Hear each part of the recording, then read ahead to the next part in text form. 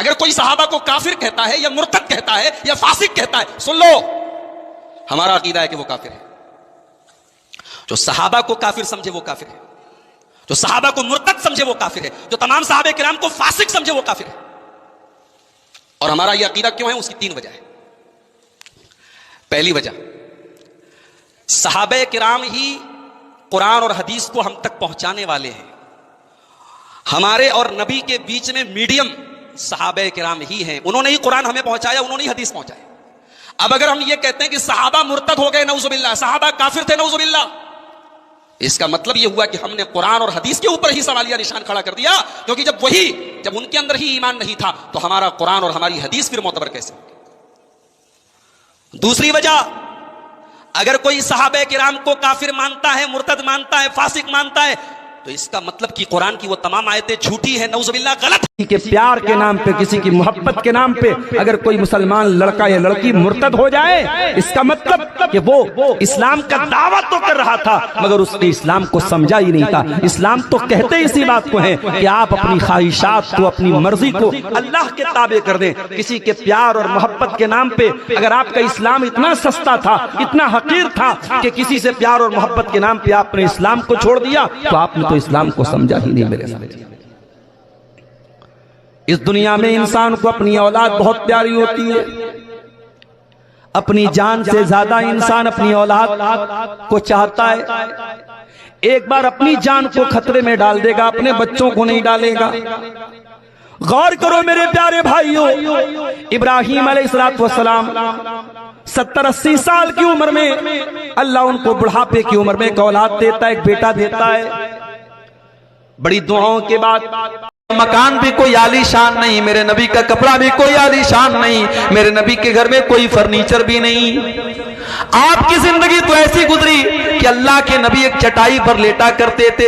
ایک دن آپ چٹائی پر سے اٹھتے ہیں اور آپ کی پیٹھ پر چٹائی کے نشان پڑے ہیں۔ صحابہ کرام نے دیکھا، اے اللہ کے نبی، لو اتخذنا لک وطان یا رسول اللہ، اے اللہ کے نبی آپ ہمیں اجازت دے دیں، ہم آپ کے لیے گدے کا انتظام کر دیں، ہم آپ کے لیے آرام دہ بستر کا انتظام کر دیں۔ آپ نے کیا جواب دیا؟ میرے پیارے ساتھیوں ذرا اپنے نبی کا جواب سن لینا۔ فرمایا مالی ولی دنیا، او لوگوں میرا دنیا سے کیا لینا دینا ہے؟ مان الا کراکبن استظلتا تشجرت ثم راح فترکھا، ارے میں تو ایک پردیسی کی طرح ہوں، میں تو مسافر کی طرح ہوں جو کسی پیڑ کے نیچے تھوڑی دیر ہالٹ کرتا ہے، تھوڑی دیر آرام کرتا ہے، پھر اپنی منزل کی طرف چلا جاتا ہے۔ میں دنیا میں رہنے کے لیے او میری پیاری ماؤں بہنوں، آپ اپنے گھر میں آنے والی بہو کو حور پری جیسی نہ لائیں، دیندار لے آئے۔ گاؤں والے تعریف کریں یا نہ کریں، لیکن وہ دیندار عورت، وہ دیندار لڑکی آپ کے گھر میں آئے گی، انشاءاللہ آپ کے گھر کو جنت بنا دے گی۔ اللہ کے پیارے نبی فرماتے ہیں صلی اللہ علیہ وسلم، تنکح المرأۃ لأربعین لمالها ولحسبها ولجمالها ولدینها۔ جب ایک عورت کا نکاح ہوتا ہے 4 چیزیں دیکھی جاتی ہیں، مال دیکھا جاتا ہے، خوبصورتی دیکھی جاتی ہے، خاندان دیکھا جاتا ہے، اور دینداری دیکھی جاتی ہے۔ آپ نے فرمایا فظفر بذات الدین، تم دیندار عورت کو اپنے گھر میں لے کے آ جاؤ، کامیاب ہو جاؤ گی۔ دیندار عورت سے بڑی کوئی دولت نہیں ہے میرے بھائی۔ اللہ کے نبی نے فرمایا الدنیا متاع، دنیا پوری کی پوری فائدہ اٹھانے کی چیز ہے، وخیر متاع الدنیا المرأۃ الصالحہ، اور دنیا کی سب سے قیمتی دولت نیک عورت۔ نیک عورت کو آپ گھر میں لائیے۔ یہ روایت ہے کہ حضرت حسن کا جب جنازہ جا رہا تھا تو حضرت عائشہ نے تیر چلوایا تھا حضرت حسن کے جنازے پر، اتنا بغض تھا ان کو نبی کے نواز۔ نعوذ باللہ، نعوذ باللہ۔ کیا کہانیاں تم نے گڑھ کے رکھی ہے میرے بھائی، کیا مسلک ہے تمہارا، کیا عقیدہ ہے تمہارا؟ نبی جس سے سب سے زیادہ محبت کرے وہ بیوی نبی کے نواسے پر تیر چلوائے گی، نبی کے نواسے کے جنازے پر عقل تسلیم کرتی ہے، دماغ تسلیم کرتا ہے؟ نبی سے پوچھا گیا سب سے زیادہ کس سے محبت کرتے ہیں؟ کہا کہ عائشہ سے کرتا ہوں۔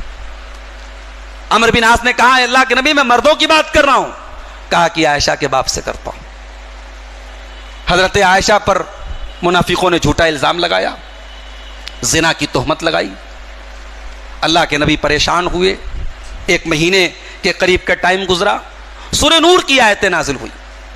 آپ سبھی سے میری درخواست ہے، آپ میرے چینل کو سبسکرائب کریں، ویڈیو لائک کریں، اور زیادہ سے زیادہ شیئر کریں اور اپنے کومنٹس ضرور دیں. جزاک اللہ خیر.